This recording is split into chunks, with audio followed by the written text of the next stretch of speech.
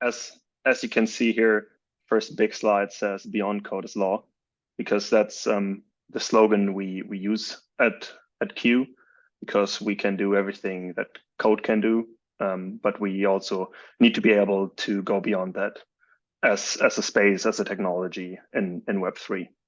And what that means essentially is just that everything you can automate and you can write into the code, you should definitely do that. And that's one of the biggest value propositions in Web3 is being able to automate organization, able to automate finance, and just increase efficiency like by 10x, 100x, and also increase transparency and security.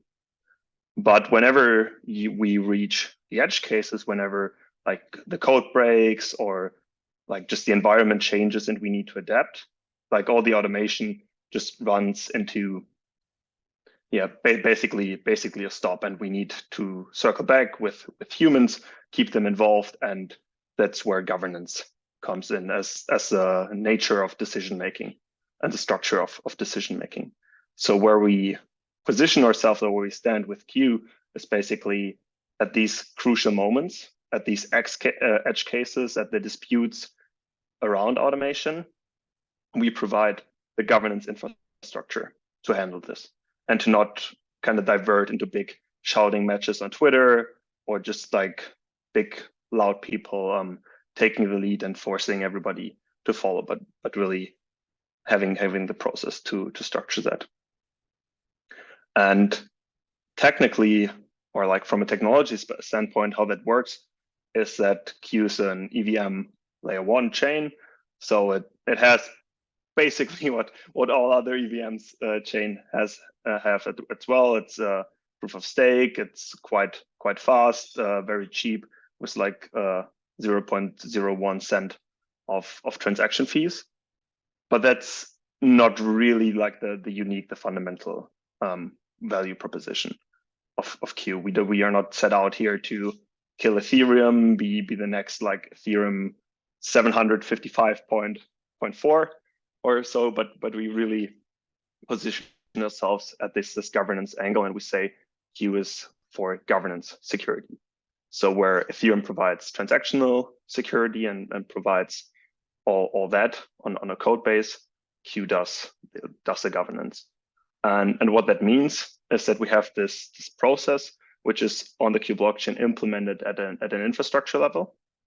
So we call elements of it like layer 0 governance, and I'm gonna go a little deeper into how that works later. But that enables us essentially to do code upgrades without admin keys in a fully decentralized way, to the point that even chain forks are managed through the governance process. So the community puts up a proposal of the code upgrades of the new contracts that are supposed to be deployed.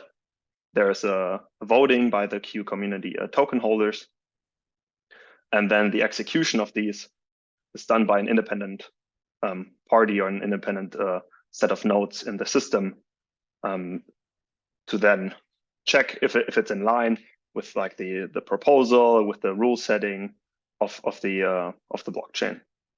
And that even got us in a position where we got like regulatory clearance for elements of that, because they said you don't have admin keys, you don't like manage it by multi-sig. There's no one kind of capturing value, and even the foundation which like holds like does contracts like wet ink contracts, they don't have any specific say in the technology in the Q blockchain other than the tokens they hold. So it's completely independent. And also coming with this governance framework, there is an integration of dispute resolution that stakeholders in the system can tap into.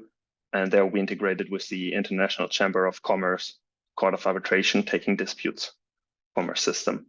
This is quite now like very abstract, but I will get deeper into that on the next slide on how it works.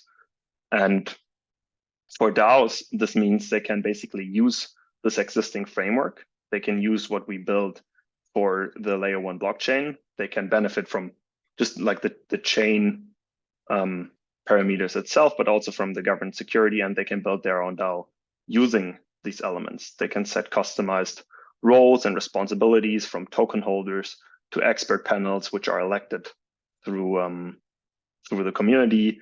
They can set a system of checks and balances.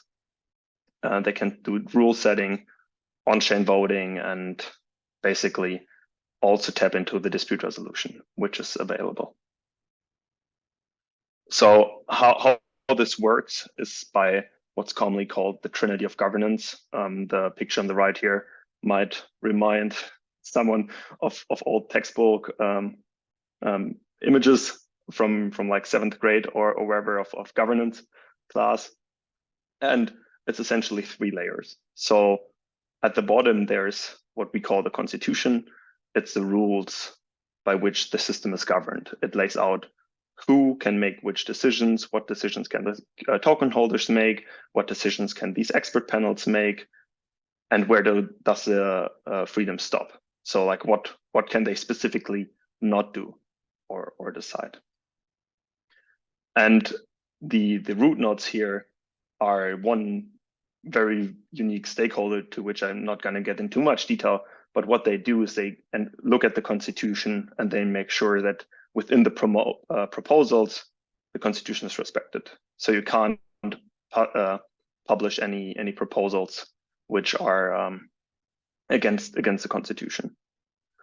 And overarching, there's then the option to do dispute resolution, which protects all the stakeholders. So one could imagine a case where the token holders would decide on something, then the root nodes just veto it, even though there is no clear rule for it in the constitution, though, so the token holders didn't do anything wrong.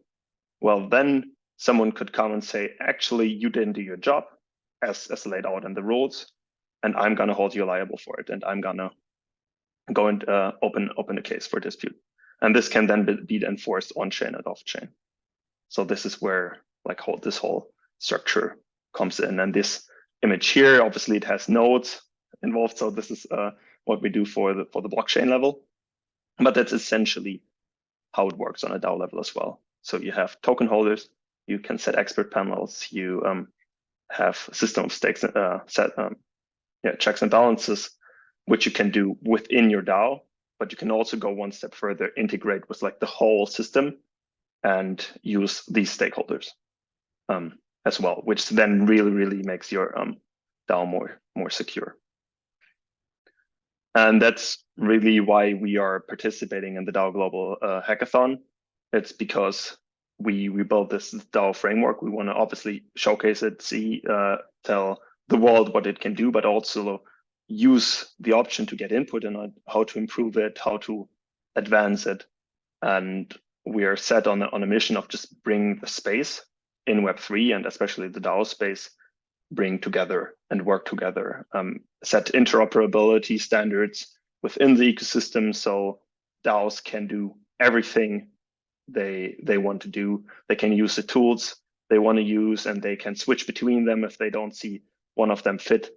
For example, in the case of Q, that would mean they could use a system, they could use like the rule setting and dispute resolution mechanisms, but they wouldn't need to use one specific set of voting contracts, but they could rather see what suits them, kind of like what kind of DAO operating system they would want to use.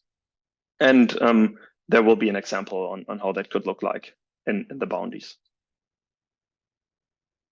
I will do a quick demo of the framework. It's currently in alpha and will shortly be available at these domains here, factory.qdao.tools, and a dashboard to manage it at hq.qdao.tools.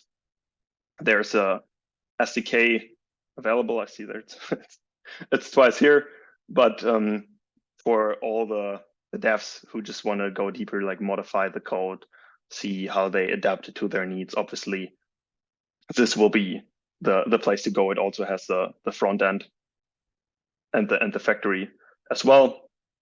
But like a lot of people are like that build DAOs might not have like be that strong of developers, so they might want to use the factory. And lastly, there is the Q constitution. This is how we govern the Q blockchain itself, and that's could serve as like a point of reference to how a DAO constitution could look like. But since this is a hackathon focused on tech, or bounties are focused on tech deployment, I will not go too much deeply in this. And at this occasion, I will change the window I'm sharing. So hopefully there's my browser that can be seen.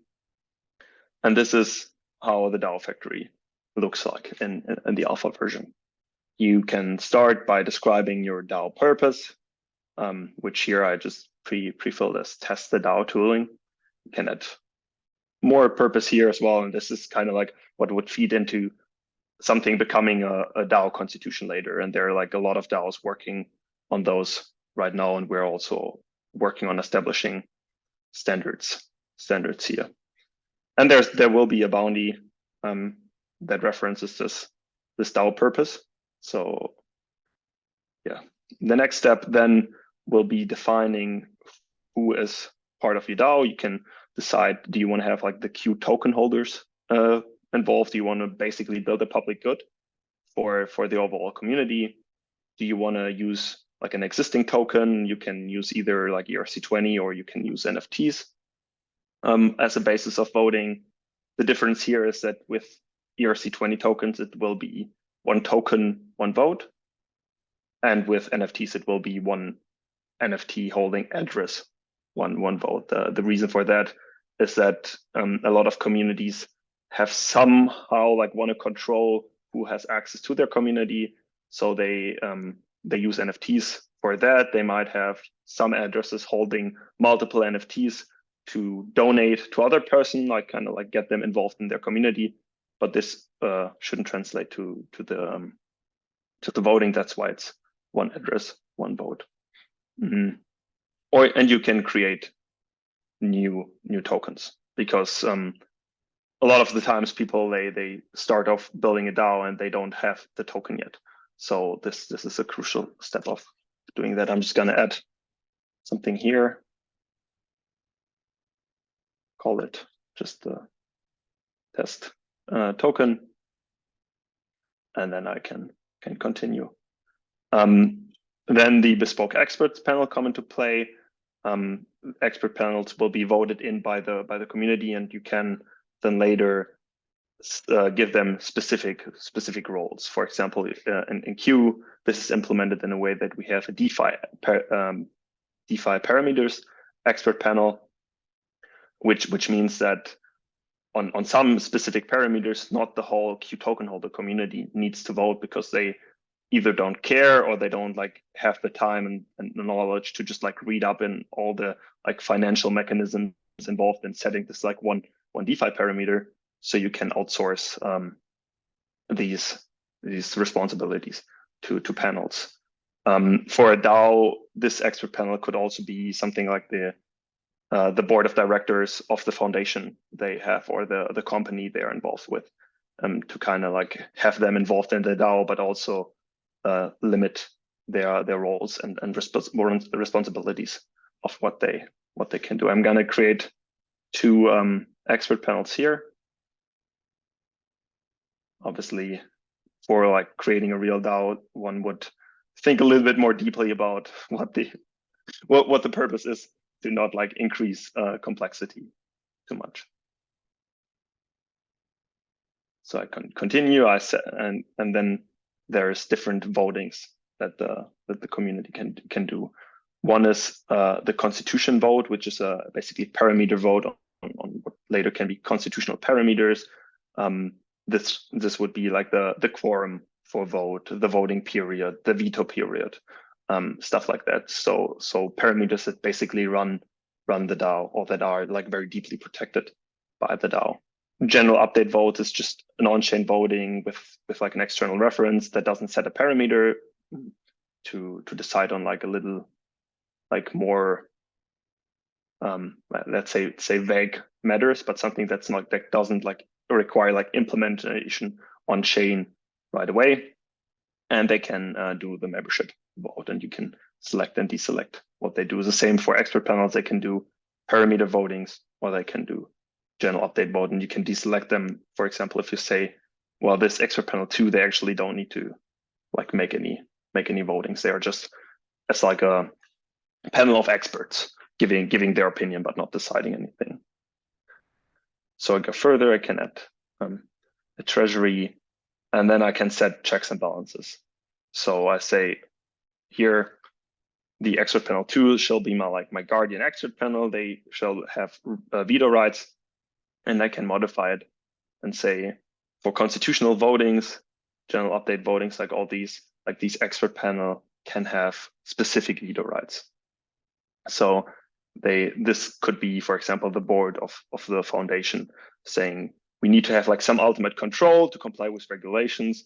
So as a last resort, we can implement the option to do a veto. And then in the underlying rule setting, you would define like when they could do it, how they could do it, and where this responsibility is limited. And you can modify this, say, for example, here on the expert panel on the constitution vote, you don't want to have a veto.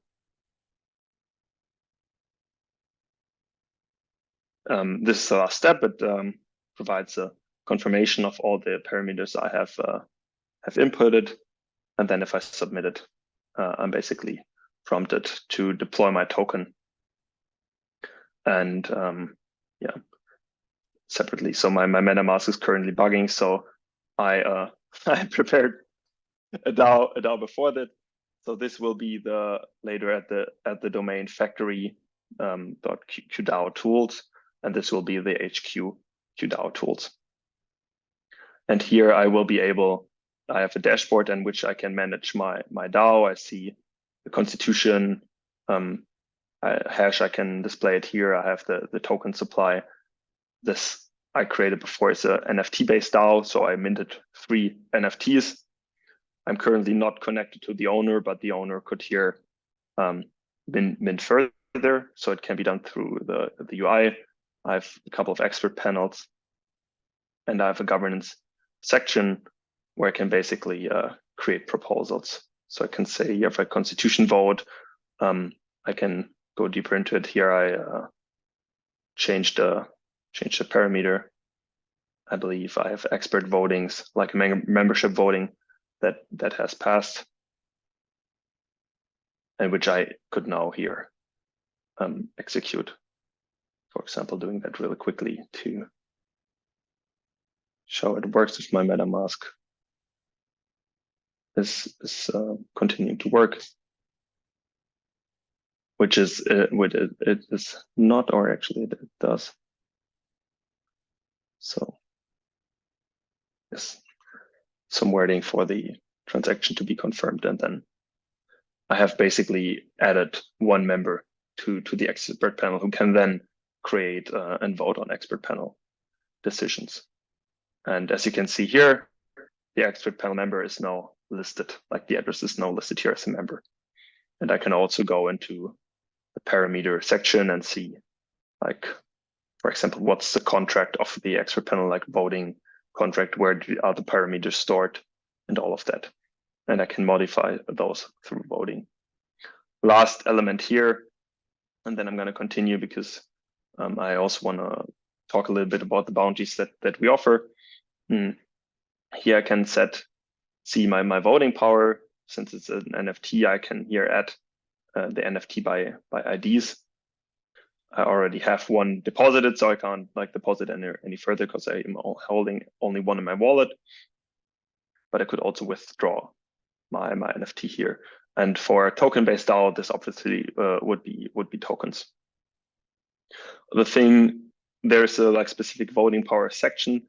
Is the reason that is that during the voting here, if I decide to vote, my token will be locked for this period, so that I can't just like do double voting. So I can't just cast a vote, send tokens over to another address, and then do a vote again, or just like do a quick loan, get the vote on, and then just give my my tokens back.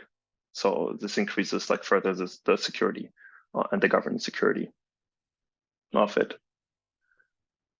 For developers, this is the contracts. I'm not going to go like super deep into it because you all know how a repo looks like. So this doesn't need any explanation. And then for people with like a background in law or just like curiosity about legal stuff, you can take a look at q.org/constitution about how the Q constitution is spelled up and the elements and how it works.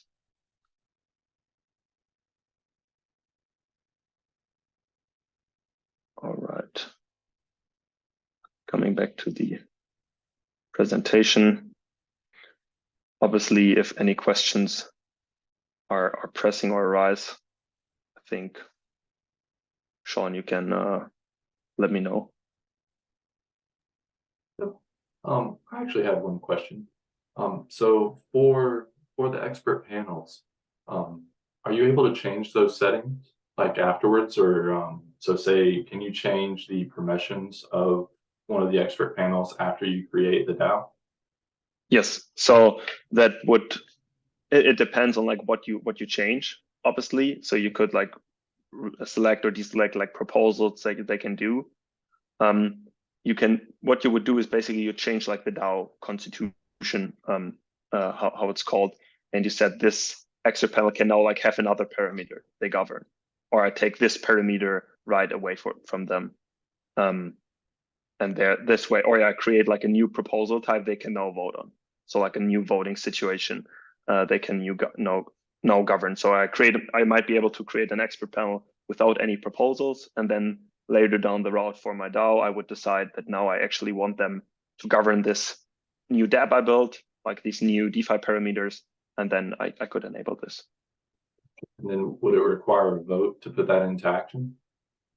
Exactly, yes. Yeah. And you could be able to set like the quorum and the majority and the voting period of these votings manually. So it starts off with just like very like set parameters in the using the UI. At least if you deploy through the SDK, that's a little like way more modular. You could also like right away deploy, for example, an expert panel where all the where all the proposals can be proposed by the experts, but like then the whole community can vote. So you can like have like a custom structure here.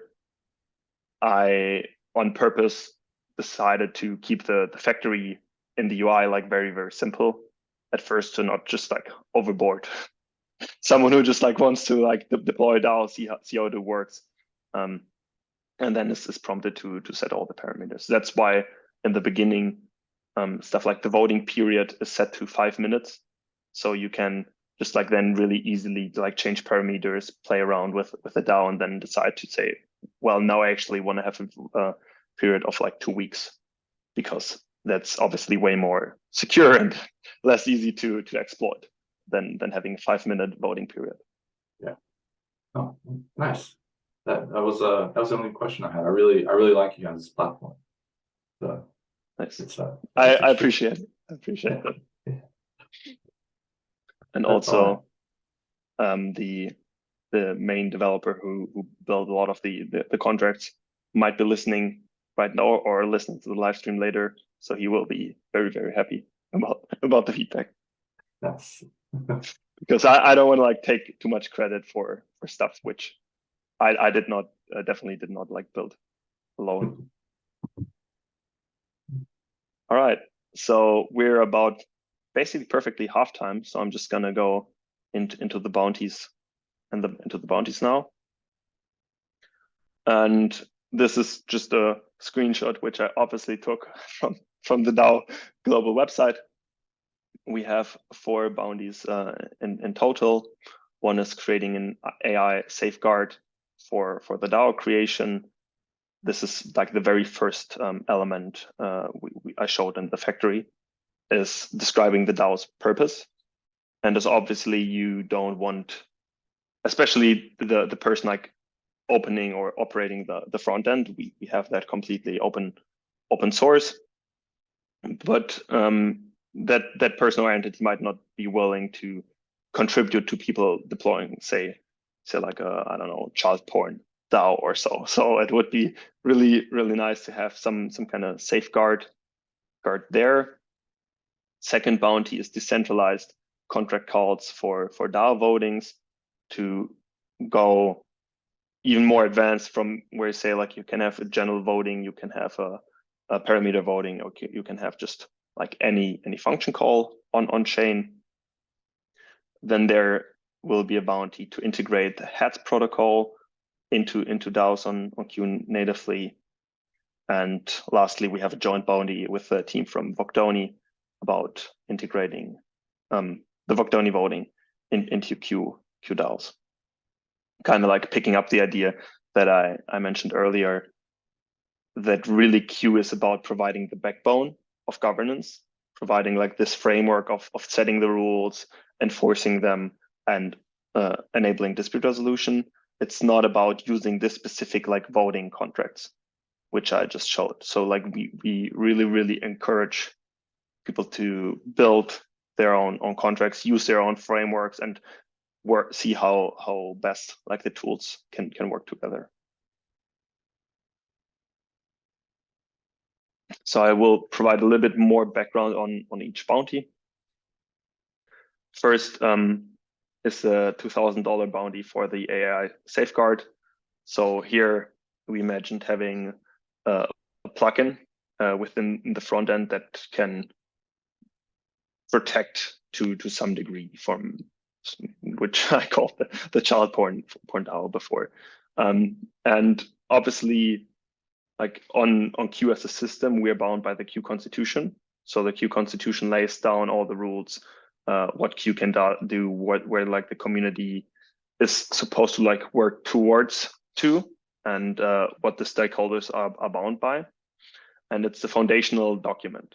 And it's basically a private contract between all the stakeholders. So it's legally binding in a way for people who sign it and say, okay, this is the community I want to be involved in it.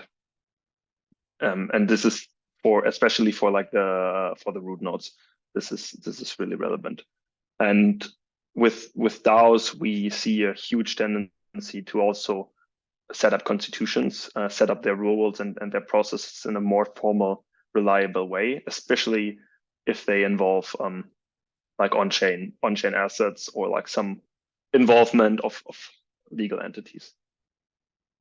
And so the blockchain itself is obviously completely independent of nations and organizations, and that's also the first sentence or like the preamble of the Q constitution, that Q is independent of any like organization and nation.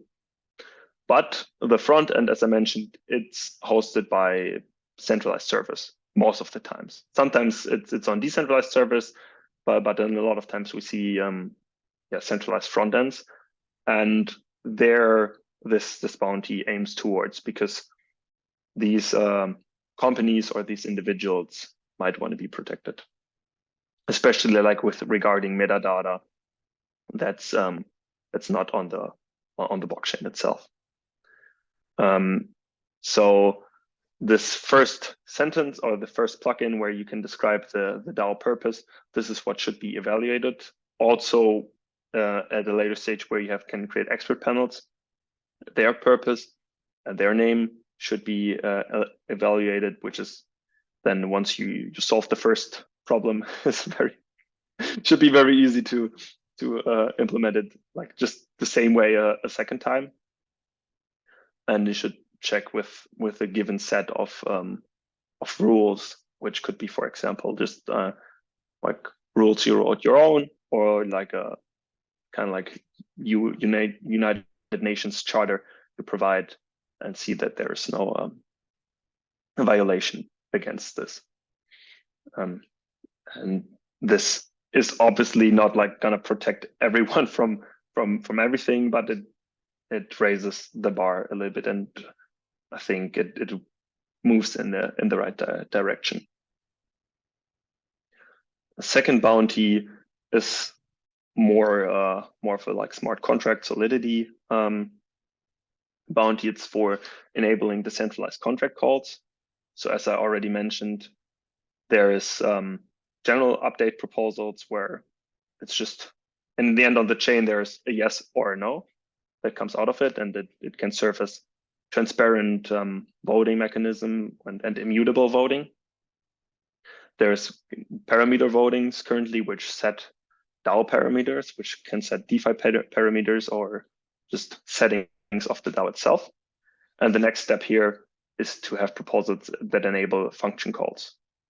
And here the DAO users should be able to essentially call any smart function they want as one proposal. So the smart contract proposal. And this can range from just doing a transfer. So you might have a contract that holds USDC or Ether or Q token or whatever, and you want to initialize the transfer of these tokens, or you want to sign a message, or you are calling a smart contract function. And here, obviously, the more versatile, the more complex it gets, but also the more value there is for the user. And here it's also really important that it's user friendly, so that it can be done through VUI, like the one I showed before, or just a UI. It's not completely like required to implement it in the existing UI, but obviously the better the usability, the better the solution in a way, considering the fact that the smart contract implementation is equal. And here also, I think there's a variety of solutions how you could solve that on the front end level as well, from just basically having the user like paste all the stuff like from the smart contract level there, like or you provide a pre-selection of smart contracts which you want to have this proposal work towards. So we specifically didn't want to be like too specific here to not kill all the innovation. And yeah, so this is this bounty, and here I think the best start would be to just like check out the SDK, see how the proposals are done right now, and see which modifications are required. The third bounty is the integration of HATS protocol. So I also mentioned before that we at Q we have expert panels, and DAOs on Q will also have the option to create expert panels. And these expert panels, they have a purpose most of the times, because otherwise they would be redundant or not required, and then just adding unnecessary complexity. But if you have this expert panel and you give them a role, you give them responsibilities, you also want to be able to do something with it. And this is where HATS protocol comes in. So they enable the revocable delegation of roles and credentials, which they solve by having non-transferable NFTs, which are called HATs. So the issuer of a HAT, this could be me personally, for example. I could issue a HAT to Sean, and that way Sean would be indicated that he has a set of permissions that I can associate with these tokens. Either I could do it like off chain by just saying, oh, this is like an award credential that just gives you the credibility that I like approved of it. But one thing that's also very common is that you token gate servers, for example, for Discord. And there's this also obviously comes in very, very handy, that you can say with the role, with the head, you automatically get the get the permission to view the Discord server. And this is also where the integration with Q we have in mind is interested. So we want to be able to automatically and natively issue one of these hats whenever an expert is elected by the community. Because currently the expert panels, they are stored in a smart contract, so they're basically whitelisted as experts. And in addition to this whitelisting, they should now also get a hat matching their role. So the smart contract, the voting contract, would be issuing this hat to the expert. And then obviously once they are removed from the panel, this credential or this role, this hat, should also be removed from the address. And here it's also crucial again that this integration should not add too much complexity for the DAO members. So if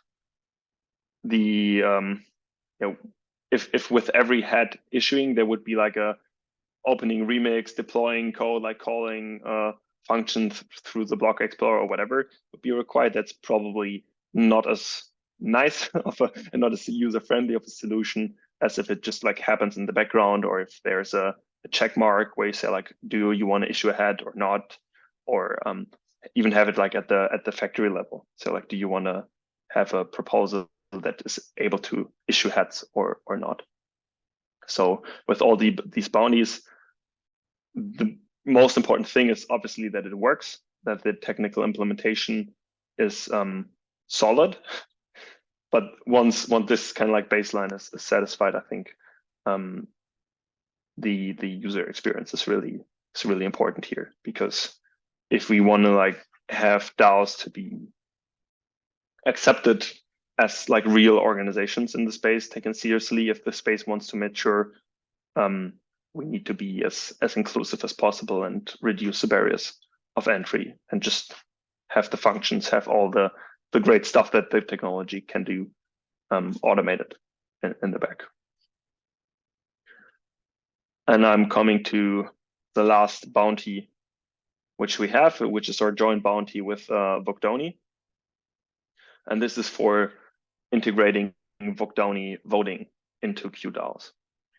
So I mentioned, I think it 2 or 3 times by now, that it's Q is about the infrastructure, it's about the backbone, it's not about the voting used to enable that.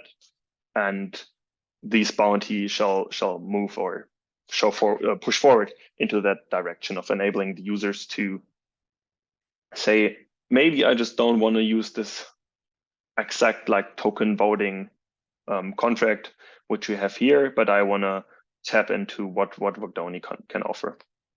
And what Vokdoni does, it's basically a voting platform where user can choose the voting mechanics. So you could do quadratic voting, you can do multiple choice votes, you can do weighted voting, and the sort. And this versatility is what should be made accessible here.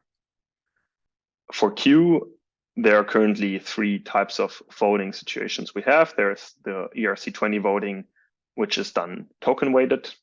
Currently, Vokdoni doesn't support that natively. So if you enable ERC20 token-based solution with the Vokdoni SDK, I think this would be amazing, but might not be like the easiest start to do here. But anybody who like welcomes the challenge is happy, is appreciated to do so. We do have NFT-based voting on Q, where there's 1 address, 1 vote, and we do have like the expert panel voting, where 1 expert has 1 vote on decisions, because it's a clear list of addresses basically. And I would recommend to use this as a starting point, because you have a very clear list of addresses eligible, which you can then like pass onto the Vokdoni voting which is like the easiest interface here.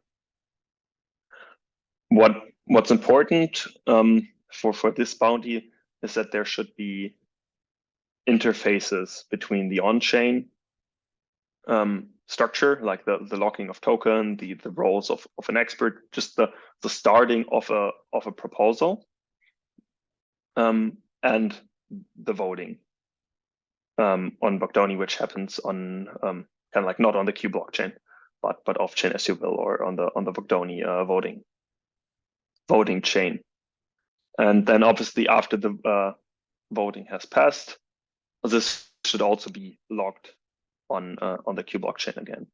So that in the end, this means that you have the voting with all the versatility, but you have the security of and transparency of really logging, like there has been a proposal created, there has been a voting started, it's transparent, it's on the chain, it's like within the DAO, it complies with the rules.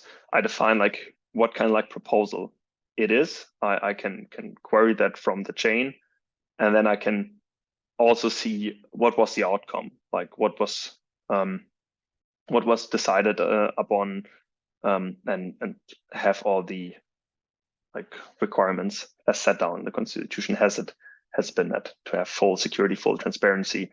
And if obviously there shouldn't be like any double voting, so like no expert should be able to vote twice. And if you do voting based on the DAO community, if you implement token-based voting, these tokens should be locked also during the time of the voting. So they should locked whenever you like start the voting or you cast the vote, and then once the voting has passed, they can be released again. And I think this is the biggest bounty we have, because it also offers the most room to go from just like a basic implementation to going like really crazy and doing basically what's cross-chain governance here. This is it for the bounties. If there are any questions regarding those, happy to answer them. Otherwise, obviously, we are, and I can pull up this slide. I mean, I will be answering them on the Discord. I'm Gerrit. I think I didn't even introduce myself in the beginning, but I'm Gerrit, and I will be answering questions on the Discord. Also, Florian will be there, be able to answer questions, and Carrillo, who was integrating all the smart contract and can really speak on technical matters, on the existing contracts, how stuff is implemented, and go deep here.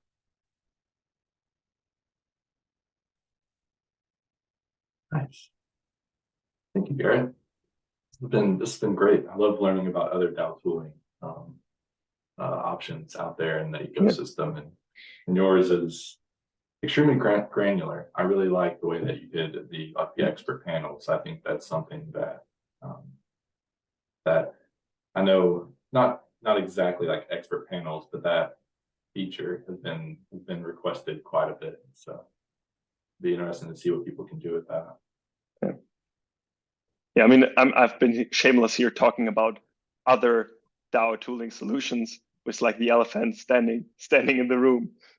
So yeah, this is really about the infrastructure, and we are fully about just like the interoperability. That's hence the Bogdoni bounty as well, and just see how all these tools, all the infrastructure can come together. Yeah, and we are very fond of our Bogdoni friends as well. I'm really glad that you two are working together on this, because their voting solution is really great. It's been used by quite a few organizations, actually, like not Web3 organizations, but like Web2 and MeetSpace organizations, which is really cool. Yeah, I think even like on a communal level, I believe like of like more traditional kind of entities like outside of Web3, which I just really love, because I think that's that's the goal. Like if people use it, people think it's good, they can do all the stuff they want to do, and they don't even like have to use the crypto word. Exactly. It's crypto's foot in the door for the rest of the world. Exactly. So, All right. so, yeah, I think we had one person join, Harris Mount. Sorry if I'm pronouncing that wrong, but appreciate you joining. If you have any questions, now's the time, or you can ask them over in the Discord as well. Nope, they left. I scared them off. Cool. It's not like in class, like who did the homework. So, all right. All right. Well, So Gerrit, yeah, I'm just gonna leave this here. All questions can be answered in the Discord with a bunch of links, which I'm not gonna like read out loud because everybody who kind of like knows how to use Google can find it. Main website q.org. You will find everything there, or you just ping any one of us on the Discord and gonna finish it off here. Let's just like join us, build for our bounty, and bring the space forward. awesome. All right. Well, Gerrit, I appreciate your time, and look forward to seeing what everyone builds for you guys. Have a good one. All right. You as well.